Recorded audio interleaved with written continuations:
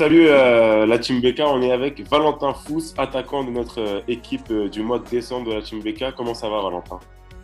Ça va super, merci.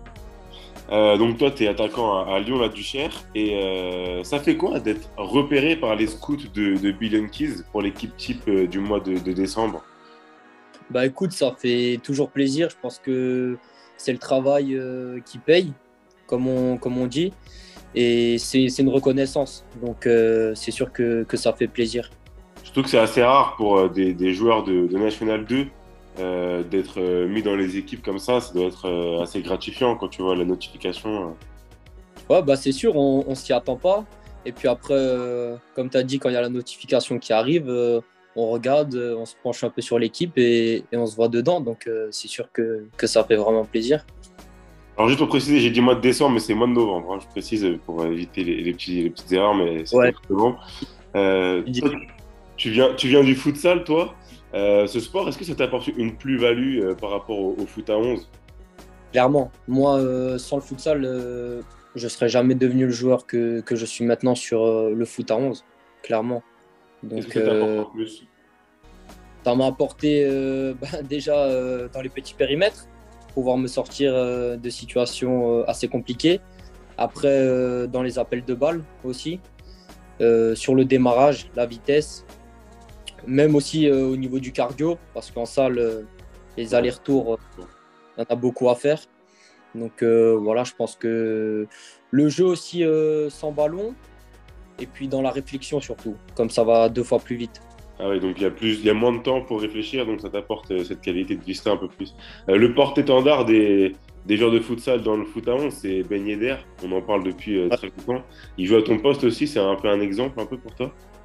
Ouais, bah pour moi c'est quelqu'un que je regarde beaucoup en vidéo, c'est quelqu'un que je suis, on peut le dire, je suis fan de lui. C'est un grand exemple pour moi, surtout qu'il a eu la même trajectoire que moi, entre guillemets, en passant par l'équipe de France de futsal, pour rebondir sur le foot à 11.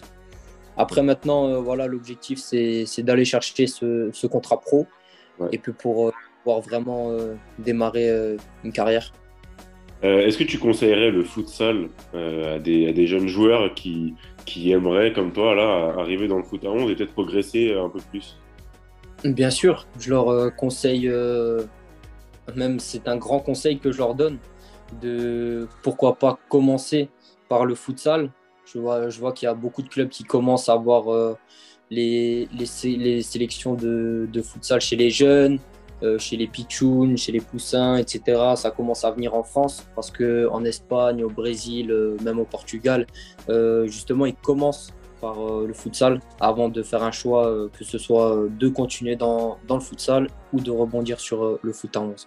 Et c'est possible d'allier les deux un peu? C'est compliqué, c'est possible, mais c'est compliqué, ça dépend à quel niveau. Ok. Tout à l'heure, tu parlais de récompenses, de sacrifices, etc. Quels sont tes sacrifices et quelles clés tu mets en œuvre voilà, pour un jour espérer signer ce contrat professionnel?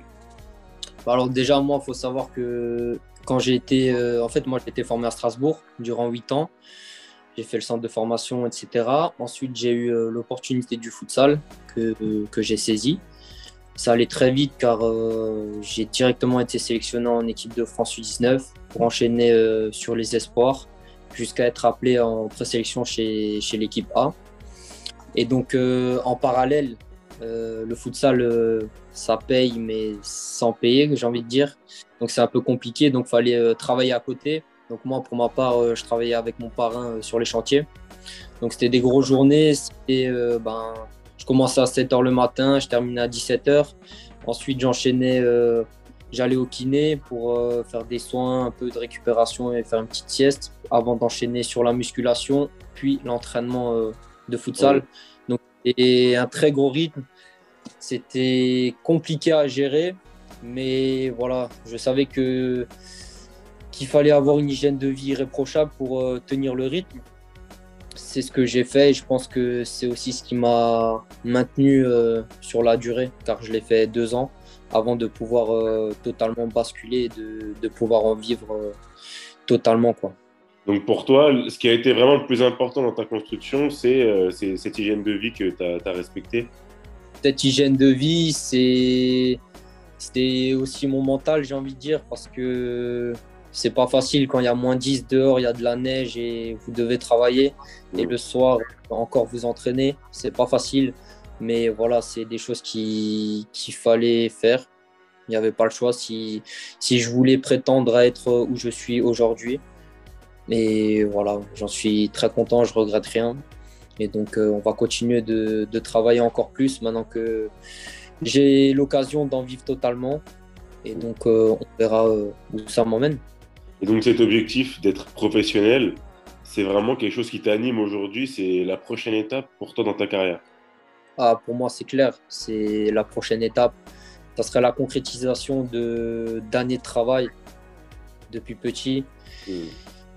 Donc, ouais, ça serait la concrétisation et c'est quelque chose, c'est un objectif, c'est ce que je veux atteindre.